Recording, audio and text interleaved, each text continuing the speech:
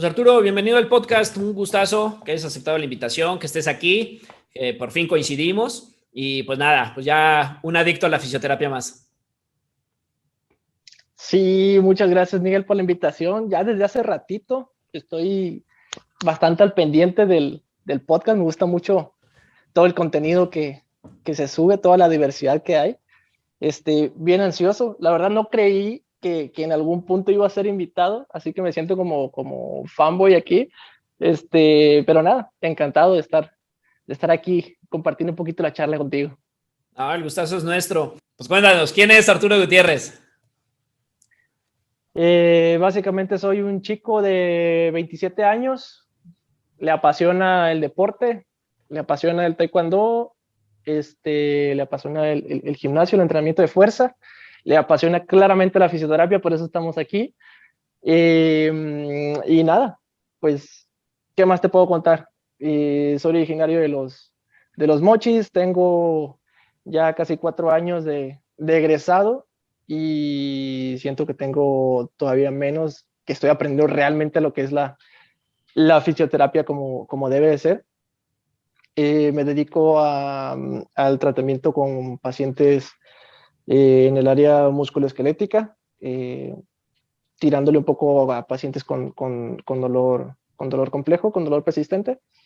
Y nada, amante de los podcasts, principalmente de por cierto, emocionado de estar acá. Y pues básicamente es todo lo que te puedo contar de mí. Pues sobre todo porque vamos a hablar de un tema interesante, controvertido, pero que es necesario hablarse y que creo que podemos aportar bastante con esta conversación, este tema que vamos a tener en este episodio, que es acerca de renovarse como fisioterapeuta, de no caer en esta parte de ser, como por ahí le dicen en redes sociales, un fisiosaurio y de estar aprendiendo, desaprendiendo, que es lo más difícil, y reaprender. Porque también muchos de los que nos escuchan pues vienen siendo estudiantes y a veces pues aprender a desaprender, para estar en contexto, pues es dejar de hacer lo mismo y de la misma manera. Y tratar de descubrir pues otros caminos que existen o que podemos crear para llegar a ese mismo lugar, dejando todas las limitaciones que tenemos, por otras que a lo mejor no hemos experimentado y que en muchas ocasiones es por miedo, ya sea por desconocimiento, miedo al equivocarnos, miedo al que van a decir. Así que, ¿tú qué importancia le das a estarse renovando constantemente como oficio y no convertirse precisamente en este famoso oficiosaurio? Es bastante importante, principalmente porque estamos en una profesión del área de la salud y pues sabes que es sí o sí que te tienes que estar actualizando. Puedes no hacerlo, sí, está la opción, pero inevitablemente vas a hacer en algún punto daño a alguna persona en donde no le puedes ayudar quizá con su problema, y ya sea daño a lo mejor físico o daño financiero, que le estás haciendo perder tiempo a la persona o les estás haciendo perder dinero. Entonces, creo que tenemos ese deber, sí o sí, de estarnos actualizando y ser pues lo más críticos que se puede, ¿no? A la hora de que nos estén diciendo algún dato, que nos estén enseñando algo, tomarlo con pinzas y llegar a casita, contrastar con lo que encontremos y no tomarlo al 100% como la verdad absoluta, independientemente de quién venga, independientemente de la persona que tengas enfrente, que estimas mucho y que sabes que es una eminencia. Tienes que contrastar todo porque esa persona no es perfecta y en algún punto se le puede escapar algo que no sea verdad y que inclusive no esté tan actualizado como esa persona piensa, y es tu deber contrastarlo con lo que tú encuentres. Claro, totalmente de acuerdo contigo. Pero también tiene un lado B, ¿no? Un lado malo, por así decirlo, si no se enfoca bien estas ganas de renovarse. Porque vamos a ver si estás de acuerdo también en esta parte. A veces estas mismas ganas de renovarse, sobre todo en una etapa a lo mejor recién egresado o de estudiante, también de como egresado, esas ganas de tratar de innovar, de ir a otros caminos y tratar de innovar, ya sea por el tema de que mi clínica funcione mejor, tenga más pacientes, pero llegamos a recurrir a otras áreas como el tema de las pseudociencias o llegar a un enfoque como se me ocurre, por ejemplo, la fisiodermatofuncional, pero un enfoque a lo mejor más estético que funcional o que se trabaje más en heridas, donde realmente ahí sí involucra más nuestra esencia como fisioterapeutas. Entonces, ¿cómo yo trato de evitar caer en esa motivación en exceso y desviarme por un camino que no debería ser el adecuado? Sí, es bien interesante eso que comentas porque yo creo que nadie está exento, por más crítico que sea, siempre estamos sujetos a diferentes interpretaciones de lo que nosotros creemos que es un abordaje bien razonado, un abordaje con criterio, pero justamente hace unos años pasé por una etapa así, empecé a adentrarme en una formación en donde pues va a depender mucho del contexto que esté viviendo esa persona. Pongo el ejemplo de mi contexto. Básicamente estaba haciendo mi servicio social, no, justo, creo que entré todavía antes a esa clínica, una clínica con bastante tránsito de pacientes porque tiene bastante historia en la ciudad, de generación en generación ha ido prestando servicio a los pacientes. Y uno se da cuenta de cómo entran los pacientes, entran desahuciados, entran con alto grado de dolor y de repente los ves salir y los ves salir caminando, los ves saliendo con otro semblante. Entonces tú te pones a pensar, bueno, ¿qué es lo que se está haciendo aquí? ¿Qué es lo que está haciendo este oficio? Porque yo también lo quiero hacer. Te adentras y no, a veces no piensas con tanto criterio o no piensas de una forma tan serena, tan razonada, que te dejas guiar como de forma ciega, ¿de acuerdo? Y vas adentrándote a lo que es este mundillo de lo que sea que acabas de descubrir y te vas empapando, te va gustando, hasta que después tú solito te vas dando cuenta de que a lo mejor las cosas no es como te las están contando, no es como te las pinta la persona que está enfrente, por medio de experiencias propias que te vas topando con pared o que poco a poco vas puliendo tú solito tu razonamiento o tu criterio propio. Y son cosas, lo platicábamos antes de empezar a grabar, son cosas que son necesarias para que uno vaya creciendo como persona. No, uno no aprende en errores ajenos, por más que tú le digas a una persona, oye, no deberías de estar haciendo esto, quizás tu intervención no es la mejor hoy por hoy y lo podrías cambiar. Si esa persona no lo quiere hacer, pues básicamente hay que dejarla. En su momento puede que llegue algún punto en donde se dé cuenta, pero es parte de ese crecer. ¿Qué es lo que se puede hacer para no caer en ese tipo de formaciones? Uno, yo considero que hay que acercarse con algún tutor. Todos tienen, o bueno, todos quisiéramos tener una persona referente, una persona a quien seguirle los pasos. Desgraciadamente no todos tienen esa persona, pero sí podemos empezar a indagar un poco en cuáles son los distintos tipos de razonamientos, porque sabemos que hay dos tipos de razonamiento. Uno que identifica al fisioterapeuta novato y otro que caracteriza al fisioterapeuta experto. Uno te hace pensar de una forma un poco más rápida, un poco más intuitivo, te hace identificar patrones clínicos bastante rápidos. ¿Por qué? Porque te lo da la experiencia. Y otro es un poco más metódico, ¿verdad? Tiene que hacer una serie de procedimientos para poder llegar a un diagnóstico, pero la idea es pasar de un razonamiento a otro, pasar de un razonamiento inductivo a un razonamiento deductivo. Entonces, eh, creo que por ahí tenemos que ir puliendo esa parte y no dejar que, vaya, pues nos hablen bonito al oído respecto a algunas intervenciones, y tenemos que ser un poco más críticos en ese aspecto. Claro, y menciona esas palabras clave y súper importantes. Ser crítico, tener esa capacidad de crear nuestro propio criterio, de hacerlo hasta por sentido común, nuestro respectivo razonamiento clínico, que nos puede a lo mejor evitar llevar a esto y que si nos lleva no pasa nada. Lo importante va a ser a lo mejor identificarlo, darnos cuenta y ver que a lo mejor ese no es el lado. Otra que has mencionado que me parece muy, muy importante es perder ese miedo y mejor aprender a equivocarse. Que al final, como bien comentas, no te queda la experiencia y no lo aprendes si no lo cometes tú ese error. Y creo que todos cometemos errores y que eso es siempre importante tenerlo en cuenta. Y hemos tenido de errores sencillos que pasaban desapercibidos hasta errores garrafales, ¿no? Y yo creo que todos tenemos siempre una mala experiencia así.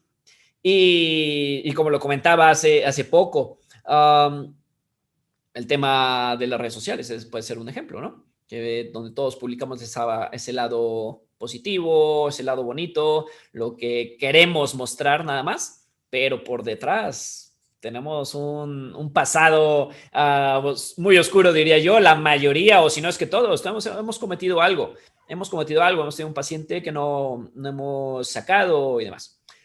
Para no sacar del tema, y ahora que hablamos de redes sociales, y que tú mencionaste también esta parte de tener un tutor, alguien a quien seguir, pero también hay que entender que en un mundo de redes donde hay demasiada información, donde cada vez salen más fisioterapeutas que divulgan contenido, que otros van más hacia el lado de entretenimiento, otros más hacia el lado académico, otros más del lado científico, otros más del lado de la experiencia, y que están bien, pero hay que entender que nadie tiene la verdad absoluta.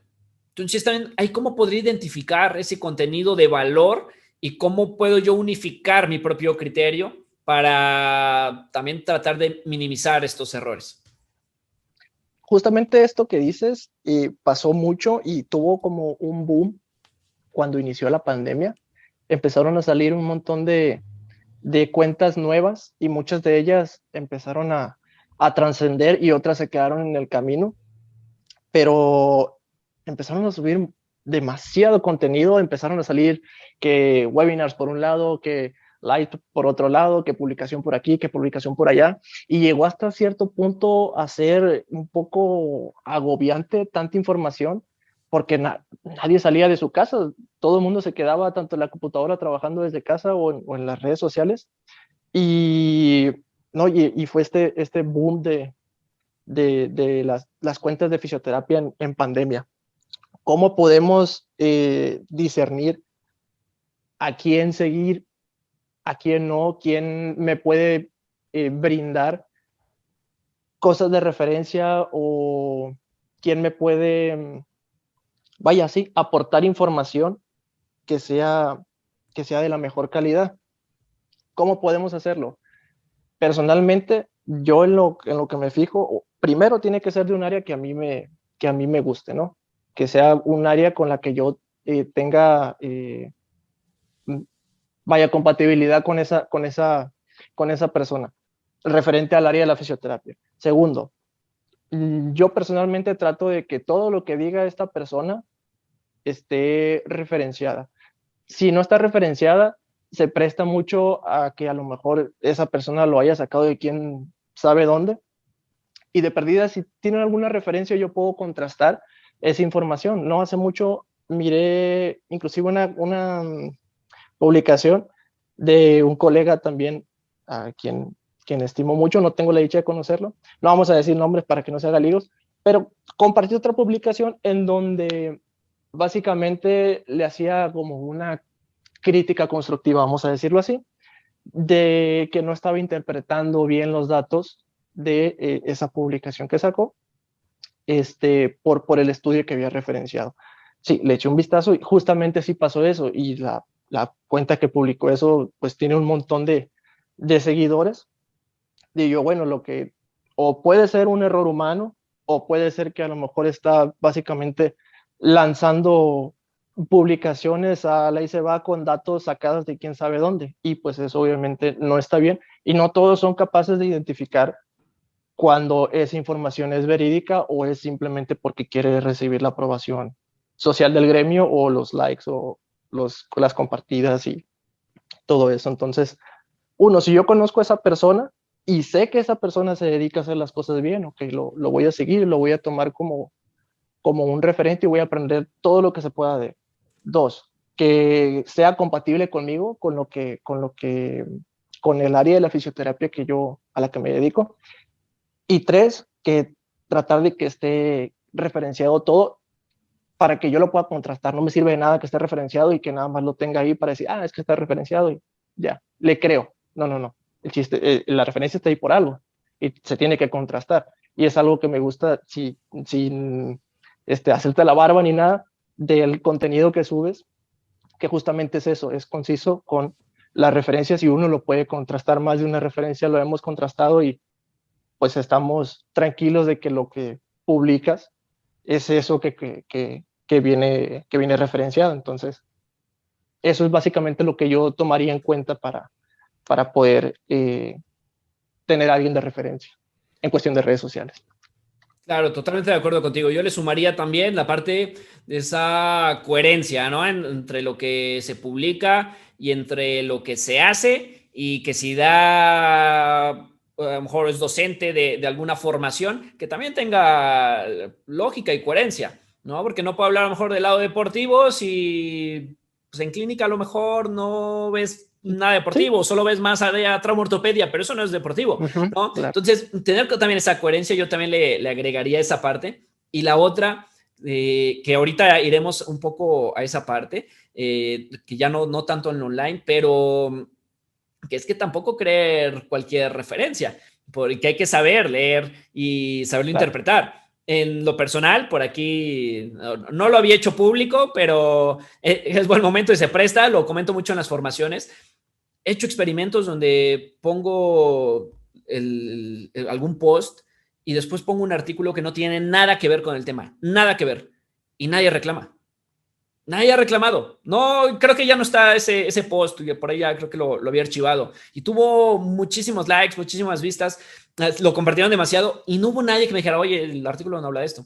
O ha habido gente también que me pide, luego no llego a poner a lo mejor la referencia directamente, porque se me olvida por cuestiones de tiempo y demás, y hay gente que me la pide y les mando también de otros artículos que no tienen nada que ver con el tema, que nada más, no sé, si es de dolor lumbar, nada más que digan dolor lumbar en el artículo y ya, Ajá. pero que no tienen nada de relación y que tampoco reclaman. Entonces a veces nos volvemos también hasta acumuladores, ¿no? De artículos y que solamente por el hecho de tenerlos, por el ego y demás. Pero eso también hay que tenerlo en cuenta. Tenerlo en cuenta, sí. Sí, obviamente. Total, total. Y esto va a que, pues muchos de los que también de los que nos escuchan o están tomando una maestría o están en la universidad, es decir, están en una etapa formativa. Y que también hay que entender que a lo mejor el docente no lo va a saber todo y que nos van a dar un porcentaje mínimo de lo mucho que se sabe, ya sea por los planes de estudio, que a lo mejor son más limitados, que no da tiempo a abordar todo un tema en 6 meses o menos. Estos docentes que a veces tampoco están a lo mejor por gusto de enseñar y que a lo mejor solamente pueden exponer al alumno, que siempre pasa. Y a lo que voy es de que tenemos que también ser autodidactas, de tratar de buscar información, pero a veces como estudiante se complica un poco.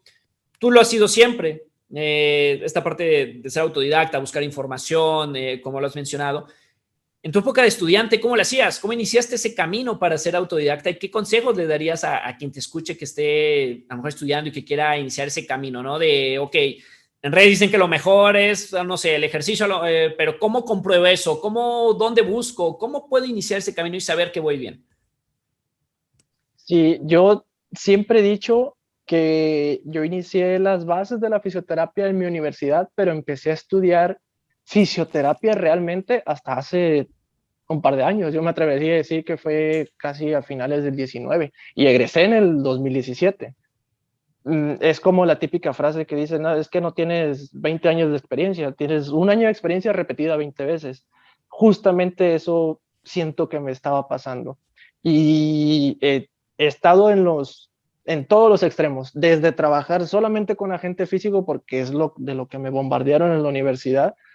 Salí, entré a practicar y trabajar en clínicas y solamente se trabajaba eso, hasta odiar los agentes físicos, irme hasta el otro extremo de solamente trabajar con las manos, y después aborrecer solamente trabajar con las manos y solamente con el ejercicio, y ahora ya estoy entre un equilibrio de, ok, si cuando toca trabajar un poquito con la gente, se trabaja y no pasa nada, un poquito de terapia manual, se trabaja y no pasa nada, pero como base el movimiento. En la universidad no tuve la oportunidad, no todos, sí, porque sí hay sus excepciones, pero no tuve la oportunidad de tener a lo mejor docentes tan actualizados como me hubiese querido tener, como mucha gente los tiene hoy en día, y que se acercaran y me dijeran, oye, ¿sabes qué? Si quieres encontrar tal información que esté un poquito más actualizada, porque lo que te estoy enseñando no es lo mejor hoy en día, créeme que jamás me dijeron eso, puedes buscarlo aquí y lo puedes buscar de esta manera. Nunca, jamás. Y en Instagram no estaba tan duro esto de lo de las publicaciones de fisioterapia como hoy en día, que es mucha ventaja para los nuevos estudiantes. Ventaja y desventaja, porque muchas veces no se sabe interpretar como lo acabas de decir, pero muchas otras veces sí dan con el clavo y sí es una buena fuente, una buena referencia donde te puedes nutrir, ¿verdad? Eh, Hasta hace no mucho empecé a hacer mis formaciones fuera de la universidad, y fui aprendiendo que, ok, tengo esta base de datos y acá tengo estas revistas, ok, aquí puedo buscar mi información, cosas que me interesan, ok, puedo acercarme yo solito, teclear en mi laptop y empezar a leer despacito para que no me cuenten y no caer en estos sesgos en donde estuve mucho tiempo, en alguna que otra formación, donde básicamente el docente que está enfrente es una eminencia y le creo todo lo que me dice. ¿Por qué? Porque el tipo ha estado viajando por todo el mundo y da formaciones por aquí y por allá.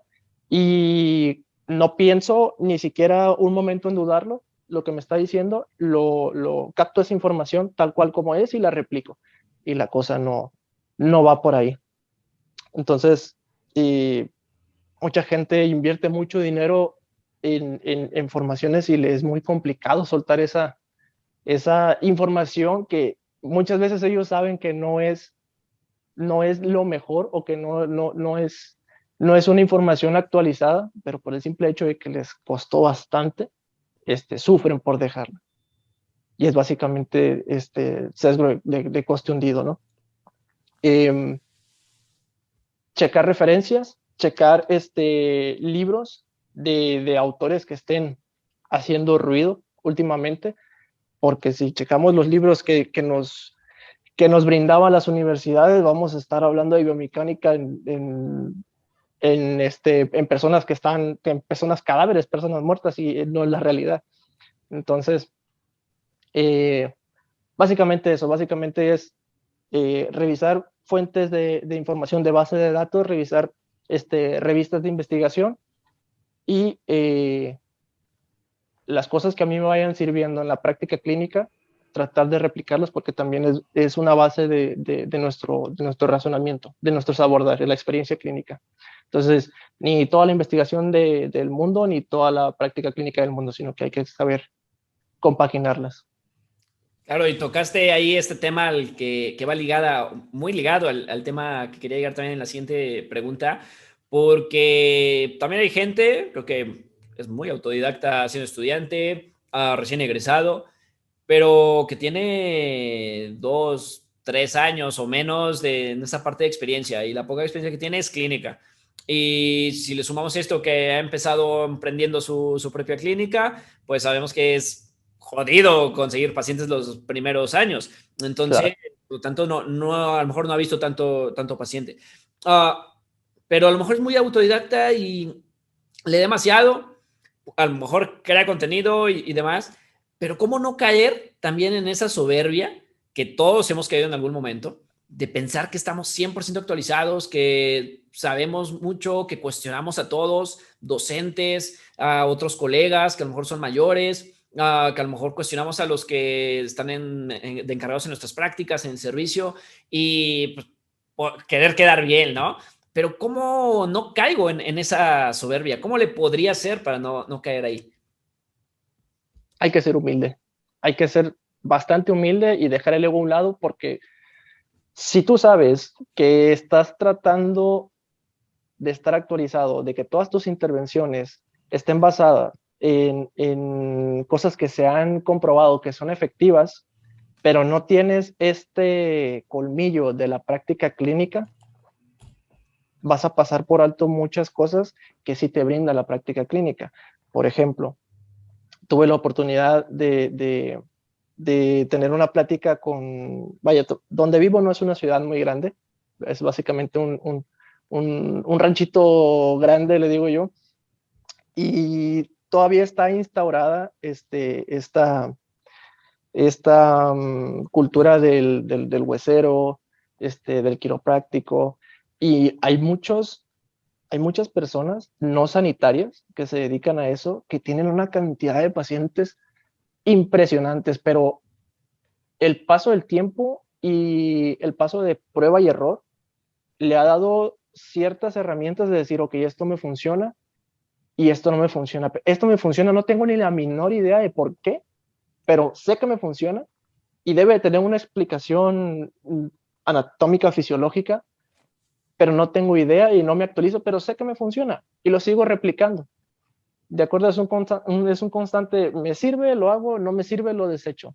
Y es lo que no tienen las personas que solamente se jactan de que están súper actualizadas, que están leyendo todos los días paper, y que lo gritan a los cuatro vientos, pero a la hora de que les pones un paciente enfrente, no puedes replicar al 100% muchas veces muchas de las intervenciones que lees en los papers, y te falta ese barrio, como quien dice, de tratar pacientes que con el paso del tiempo lo vas a ir consiguiendo, que ese huesero quiropráctico sí tiene, porque lleva muchísimos años tratando pacientes, que no quiere decir que está bien, y de ninguna manera lo aplaudo, pero hablando exclusivamente de el colmillo de la práctica clínica, sí muchas personas tienen que dejar el ego a un lado y hay que ser humildes en ese aspecto. Sobre todo esa parte que comentas, ¿no? Siempre pasa más por un tema de ego. Más que nada es eso. Ese ego, esa soberbia. Y igual, has mencionado algo que también me parece súper interesante, que es el tema de la experiencia. Que a veces sí cuestionamos, no sé, ejercicios o técnicas o algo que hace alguien más, pero que probablemente tiene más experiencia que tú o que seguro tiene más experiencia que tú por más años, ¿no? Viendo y experiencia clínica. Y eso no quiere decir que tampoco no lea, a lo mejor tiene menos tiempo y lee menos, pero que sí está actualizado. Pero combinar la parte de la evidencia y la práctica clínica es lo mejor. Como bien comentas, hay muchísimos estudios y yo creo que la gran mayoría que no se puede extrapolar a la realidad, a nuestro contexto, a nuestros pacientes y sobre todo a personas, hablando en México, ¿no? Donde a veces hay test, hay evaluaciones que están hechas en otro tipo de población que obviamente no Claro, van a ser iguales. ¿Vale? Y pues no cerrarse a estas posibilidades nunca de dejar de estar aprendiendo a través de la evidencia, que nuestra práctica tiene que estar 100% basada, bueno, no 100%, pero sí muy ligada a la evidencia bien. que a la experiencia, ¿no? Creo que eso es lo que nos podría hacer diferentes. Pero aquí también entra otro tema que seguramente tú lo has cometido en algún momento. Yo lo he hecho hasta hace poco. Creo que ahora ya no le doy tanta importancia, pero es el lidiar en conversaciones, ya sea por redes o en persona, tanto con médicos como oficios que de la vieja escuela, donde por querer tener la razón ambas partes, no se llega a nada y se llega solamente este conflicto, ¿no? Entonces, ¿cómo lidiar con estas conversaciones, con esta vieja escuela? ¿Tú qué consejos darías para lidiar en estas conversaciones que a veces ni siquiera provocamos nosotros?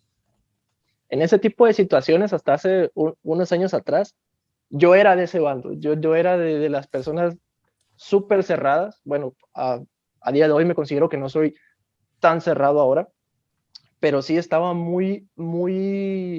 eh, estaban muy instauradas ciertas creencias en mí, donde inclusive tenía desacuerdos, no, nunca faltando al respeto, siempre manteniendo esa línea de un debate, pero sí, pues bastante ahí conflicto, especialmente con una colega que hoy por hoy la estimo mucho, tú la conoces, tú sabes quién eres, te mando un fuerte abrazo, pero el hecho de estar debatiendo constantemente con ella también me ayudó personalmente a ser un poco más abierto, a decir, ok, puede que no tenga 100% la razón.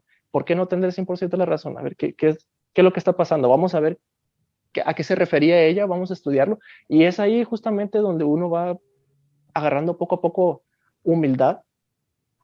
Y considero que uno, si se quiere entrar a debates respecto a un tema, se tiene que tener una base de conocimiento respecto a lo que se va a debatir. No puedes iniciar un debate no teniendo la menor idea porque vas a salir súper apaleado de ahí y lejos de nutrir el debate se va a entorpecer. Entonces hay que tener un mínimo de conocimiento para que haya ese intercambio de ideas y haya una tesis, una antítesis y se llega a una síntesis. Bien. Segundo, tú no vas a poder cambiar las creencias todo el tiempo de la persona que tienes enfrente. Una persona, si no quiere cambiar, no va a cambiar hasta que esa persona quiera. ¿De acuerdo? Entonces, siempre en un debate, siempre tienes que mantener el respeto por más tarugadas que esté diciendo la persona que tiene enfrente. Y pues es una persona y merece todo el respeto del mundo, siempre hablando con fundamentos. Y si esa persona, pues, se rehúsa, se rehúsa a abrir los ojos a reconocer que a lo mejor lo que él decía no era tan verídico, tan preciso, bueno, pues el tiempo o la vida, vaya, le va a pasar factura y más que nada las personas que pueden criticar más nuestro trabajo, que son los pacientes, lo van a hacer. Si esa persona tiene ciertas creencias de ciertas prácticas clínicas que no son realmente pues la realidad de cómo pasan las cosas, se va a ver el resultado en los pacientes. El paciente no va a avanzar y tarde que temprano esa persona, si bien le va, se va a dar cuenta de que a lo mejor no está haciendo las cosas de la mejor manera y va a empezar a cambiar solito su práctica clínica y de dónde toma información para poder mejorar la atención en sus pacientes. Claro, claro, claro, total. Esa capacidad, ¿no? Para precisamente desaprender, de no tener esa resistencia al cambio, que ahora hablaremos un poco de ello, que va ligado a lo siguiente que te quería preguntar. Um, pero totalmente de acuerdo. Yo creo que todos hemos pasado en algún momento por eso. Lo suelo vivir yo a veces frecuentemente y no con la intención, pero en el hecho de hacer algún post que sea polémico, donde a veces divides ahí a la gente, ya ves Al que, público, sí. claro, pero Acabo uno ni te comenta una gusta. cosa, sí, sí, sí, pero uno comenta una cosa, el otro otra, pero no lo debaten bien, y es que no estamos preparados para debatir. A veces Sí. pensamos que debatir es igual a pelearnos en redes, ¿no? Con tal de que uno tenga la razón, porque, y sobre todo si es público y si lo están viendo en tus comentarios, nadie tiene el valor de decir, ok, sí, a lo mejor la cagué o tú tienes la razón, y creo que esa parte es importante, de también saber admitir, ¿no? Hasta dónde. Hace poco también me ha pasado con un médico de un equipo de primera división por subir un post, bueno, en un post una historia donde Ujú. criticaba unos por qué 6 meses en un cruzado y no más, y me he escrito ese médico, pero volvemos a lo mismo. Mi intención era debatir, lo invité al podcast para poderlo platicar y todo. ¿Por qué el 6? ¿Por qué decía yo que 8? Ya al final acabó diciéndome, bueno, cuando seas médico hablamos. Entonces, Uy, la clásica, ¿no? Pero es a lo que iba, ¿no? Creo que es más la intención de aportar siempre con un debate, a lo mejor con un post polémico o no, pero que sea siempre aportar y siempre escuchar diferentes ideas. Creo que eso es clave. Y la siguiente, que es la parte de la resistencia al cambio, que es lo que me has comentado. ¿Cómo identificar cuando me vuelvo resistente, cuando no quiero cambiar esa creencia o no me doy cuenta y simplemente me caso con mis ideales, me caso con una técnica, me caso con un agente físico, me caso con el ejercicio, que también está pasando últimamente, porque cada vez divulgamos más acerca de ello y se piensa que es lo mejor y lo único, pero la realidad es que tampoco, tiene su lado malo también, como Claro. todo. Entonces, ¿cómo identificar que la estoy regando, que no quiero dejar eso y que no estoy abierto al cambio? ¿Cómo te das cuenta? Yo creo que tienes que rodearte, no puedes trabajar solo, no puedes crecer en cualquier ámbito que tú quieras, no puedes crecer solo. Necesitas rodearte de personas, de amistades, que te digan tus verdades, que te digan cuando estás bien, que te feliciten en público y que te regañen que te regañen a solas cuando no estás haciendo las cosas bien. Entonces, estar rodeado de amistades, colegas, que sabes que son más inteligentes que tú o que tienen más experiencia que tú, te va a ayudar, obviamente, y que no son cerrados, ¿no? Porque si no, vamos a caer en un círculo vicioso. Cerrado yo y cerrado esa persona, vamos a estar muy, muy cerrados. Entonces, este tipo de amistades te pueden orientar o te pueden decir, oye, ¿sabes qué? Mira, lo que estás diciendo no está bien, o como lo estás diciendo, o lo que quieres transmitir no está bien, busca otra manera, o básicamente de lo que estás estudiando no tiene sentido, ¿por qué? Porque pasa esto, esto, esto. Entonces, estas personas te pueden ayudar a darte cuenta cuando estás haciendo las cosas bien y cuando no las estás haciendo tan bien como tú crees. Otra cosa es, tú te vas a dar cuenta en tu práctica clínica. Si tu práctica clínica eh, es buena, ¿por qué? Porque sabes compaginar bien tanto las intervenciones en base a la evidencia y en base a la experiencia clínica, tú te vas a dar cuenta si tus pacientes van a ir avanzando. Si tú te das cuenta que en algún punto es que o no salen los pacientes o de repente se pierden, ya no te sacan cita, ya, oye, ¿sabes qué? No, pues es que voy a buscar atención por otro lado, y ves un patrón, algo no estás haciendo bien tú. No es de que no, es que el paciente este es flojo y pues no es compatible con lo que yo le estoy diciendo y pues el que está mal es él. No, no, no, no. Posiblemente el que está mal eres tú y tienes que ver en qué estás fallando, ya sea en esa resistencia a no aprender cosas nuevas, entonces estás fallando como profesional del área de la salud. Hay que aprender, hay que desaprender, hay que reaprender y repetirlo todos los días. Todos los días. Una vez que te cae el 20 de que eso es lo que tienes que hacer, nunca dejas de ser estudiante. Salimos de la universidad pensando de que no, ya soy licenciado, ya todas las puedo, soy una pistola, y te topas con la realidad clínica de que sabes la punta o la mera puntita del iceberg y te falta un abismo por aprender, y ahí es cuando empiezas a aprender realmente por necesidad. A veces la misma resiliencia que tenemos, que te estaba platicando justamente ahorita, nos hace mover montañas, nos hace aprender muchas cosas nuevas, y aunque nos duela dejar creencias que teníamos porque nos enseñaron en la universidad o nos enseñaron en el servicio social o en las prácticas clínicas. Entonces yo considero, uno, que tenemos que rodearnos de colegas que nos ayuden a nutrirnos, ¿de acuerdo? A yo nutrir a esa persona y esa persona me nutre a mí. Y la misma práctica clínica, tener prestar mucha atención cómo se van desarrollando los pacientes, si se estancan muy de seguido o si desertan y no regresan, algo no se está haciendo bien. Sí, total, total, total. Y aunque no te avisen, ¿no? El paciente simplemente con que no vuelva y tú sepas que tenía que volver, hay Claro. que identificar esa parte, que es algo que es también completamente normal, que a todos nos ha pasado, que hay un colega que admiro mucho, que es Ángel Alvarado, que es uno de mis mentores y que ha estado aquí en el podcast, que menciona eso, que no todos los pacientes van a ser para nosotros, no todos los pacientes van a ser a lo mejor para el que le gusta poner el ejercicio. Y está bien y a veces es mejor que se vayan esos pacientes, ¿no? Habrá quien tenga el perfil para atenderlos.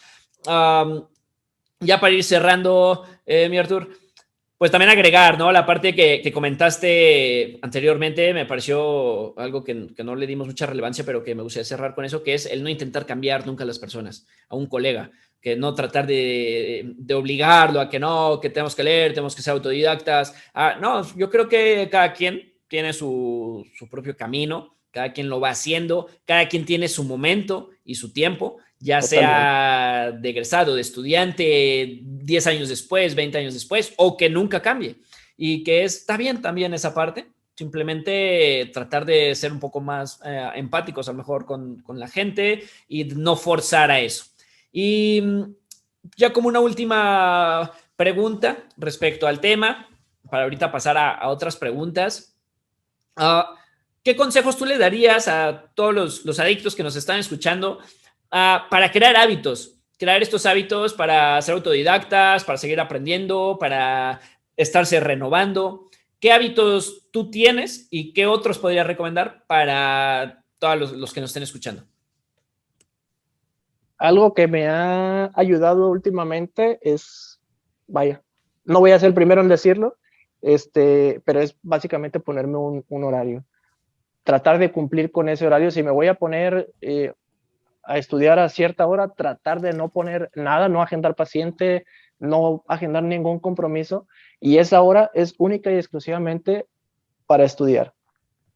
Arturo, es que no tengo el hábito para ponerme a leer, me es muy difícil. Ok, no necesitas ponerte a estudiar 3, 4 horas diarias. Empieza con 15 minutos, 20 minutos de una forma efectiva, que realmente sientas que estás aprendiendo algo, aunque sea poquito, y gradualmente ve aumentando esa exposición a las horas de estudio. Esa es una en cuestión de tiempo. Tratar de evitar distracciones. Yo pierdo muchísimo el tiempo o perdía muchísimo tiempo en el teléfono, en redes sociales. Entonces, cada vez que yo tomaba el teléfono y me cachaba a mí mismo que estaba perdiendo el tiempo en redes, suelto el teléfono y me pongo a estudiar y toda esa energía la canalizo para empezar o hacer resúmenes de algo que estudié el día anterior o aprender algo que me esté inquietando en este momento y tratar de no perder ese hábito de hacerlo todos los días. No, yo no soy muy bueno para el inglés y estoy admirado estoy usando una aplicación, ya todo el mundo lo conoce, se llama Duolingo, y básicamente tengo ya voy para casi 170, 180 días continuos en donde no paro de estudiar todos los días. La misma aplicación te va arrojando, te va lanzando como motivadores para estar estudiando el idioma que tú quieras día con día. Y eso mismo trato de extrapolarlo para estudiar sobre la carrera. Y vaya que sí me ha servido. Esa es una, tratar de ponerte horarios donde única y exclusivamente le dediques el tiempo a la estudiada. Dos, estudiar lo que te gusta. No, es bien complicado estudiar algo que no te gusta. Si a mí no me gusta estudiar de geriatría, no me voy a poner a estudiar de geriatría, ¿de acuerdo? Una, porque no es el área en la que me enfoco, y dos, porque no me apasiona y obviamente lo voy a dejar por un lado. Por más que quiera estudiar de geriatría, si no me llama, no lo voy a estudiar. Este, y, y tres, yo creo que aparte de que te tiene que gustar y tienes que plantearte un horario, con el tiempo trata de que sea un hábito. Si tú estudiaste esta carrera es porque te apasiona.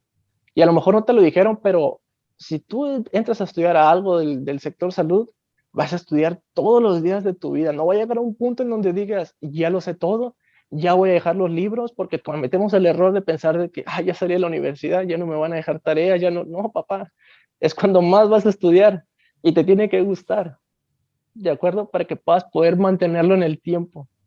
Si ni siquiera eres capaz de mantener tu actualización, tu estudio como un hábito, ¿cómo vas a ser capaz de poder implantarle un nuevo hábito a la persona que tienes enfrente, como son las indicaciones que les estás dando? ¿Cómo tú vas a poder transmitir eso y decirle, sabes que me vas a hacer esto tantas veces al día o te vas a aplicar tal cosa tantas veces al día? No se puede. Si ni siquiera tú puedes hacerlo con lo que deberías de estar haciendo, que es estarte cultivando todos los días. Considero que esos son los puntos que tienes que tienes que hacer, o por lo menos que a mí me funciona para poder estudiar todos los días.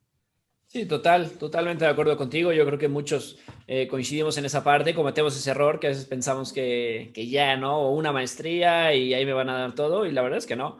La verdad es que, o al menos en mi caso, he aprendido más con la práctica clínica, con lo que he leído, que en la propia maestría, que por supuesto que en la universidad.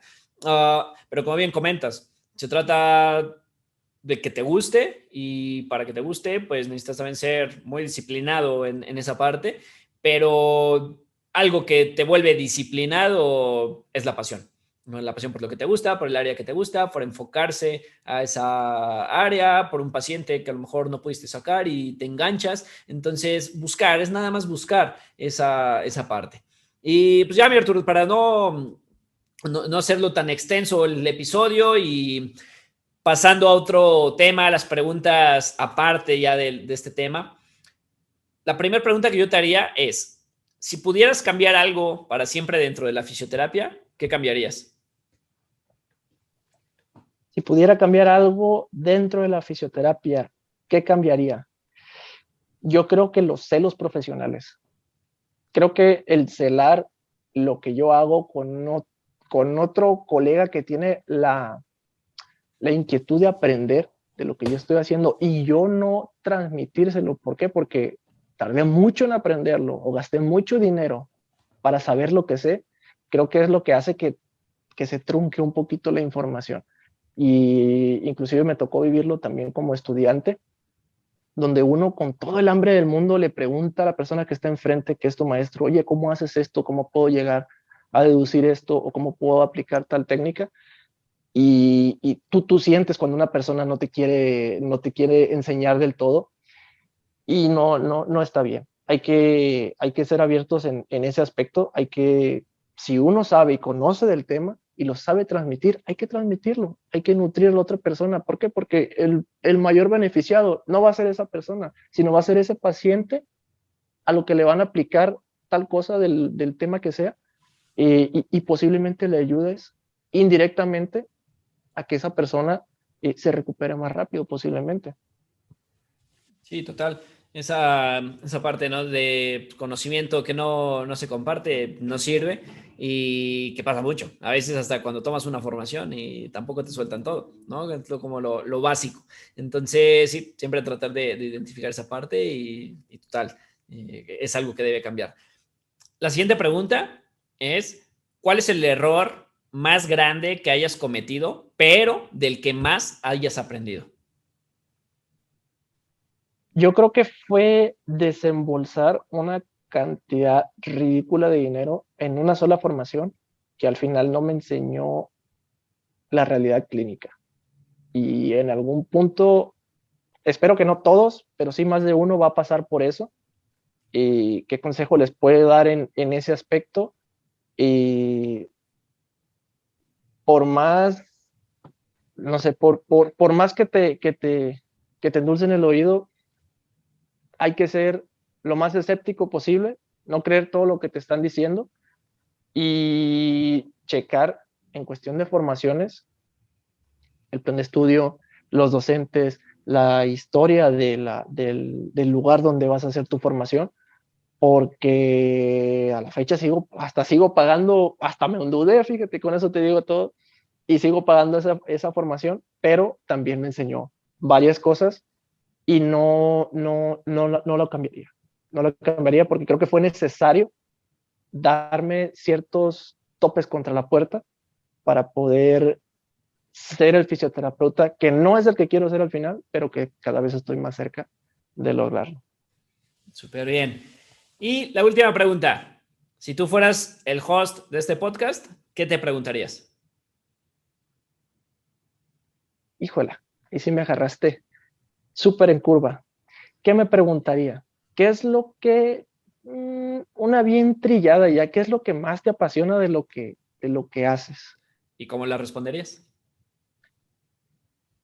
Lo que más me apasiona de lo que hago es cómo le cambias la vida a una persona, pero no te das cuenta hasta que vives con esa persona. No se mencionó aquí, pero sí se mencionó fuera de la grabación. Yo estoy fuera del país, me tuve que mudar para acá por temas familiares, básicamente para atender a mi madre. Y uno conoce las patologías por libros, uno conoce cómo se presenta el cuadro clínico frente a nosotros en nuestra hora, 2 horas de la consulta, pero no conocen nada más de cómo se comporta fuera de la consulta, cómo pasa las noches, cómo pasa esa patología durante el día. Y cuando me vine para acá y estuve 24/7 con mi madre, para ponerlos en contexto, era básicamente una radiculopatía por hernia discal. Yo no tenía la noción, sí, no tenía la noción de la magnitud de qué tan abusiva era esa patología con los pacientes, hasta que básicamente tenía que dormir a un lado de ella. Y 2 horas eran mucho para decirte que nosotros dormíamos. O sea, decirte que dormíamos 2 horas eran mucho las primeras semanas. Entonces, yo creo que ese ha sido el caso clínico más fuerte en mi vida, y ver la repercusión que tuvo las intervenciones que hicimos en ese paciente y cómo le cambió la vida, fue simplemente hermoso. Esa y otra experiencia en donde vi caminar por primera vez un paciente que no había podido caminar durante muchos meses, creo que han sido las experiencias más lindas que he tenido. Y el simple hecho de ayudar en eso, de ser cómplice en ese resultado, creo que es lo más lindo que tenemos como pago en nuestra carrera. Eso es lo que más me gusta de lo que hacemos. Claro, donde vale toda la pena es precisamente esta parte, ¿no? De estarse renovando y sobre todo cuando se presenta en un caso más cercano. Creo que ahí es donde se disfruta más esos logros, esas horas de estudio y demás. Pues mira, Artur, muchísimas gracias por haber aceptado la invitación. Antes de irnos, déjanos tus redes sociales, dónde te pueden seguir, dónde te pueden ahí preguntar, creas contenido también, entonces para que te sigan. Sí, estamos pues echándole ganitas en ese aspecto también. Estamos en redes sociales, en Instagram como u-oficios, y en Facebook como sí, también como u-oficios, en las dos redes sociales. Entonces, de vez en cuando subimos pues información de interés, de vez en cuando subimos algunos memes, y nada, pues estamos para servirles. Perfecto, pues ahí te pueden encontrar. Y pues nada, pues muchísimas gracias por haber aceptado la invitación. Qué gusto coincidir contigo, de hablar de este tema súper interesante.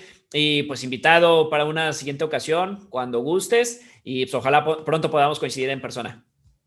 Claro que sí, muchísimas gracias de nuevo por la invitación. Ya habíamos tratado de cuadrarla, no se había podido, pero pues lo bueno es que hoy ya se pudo.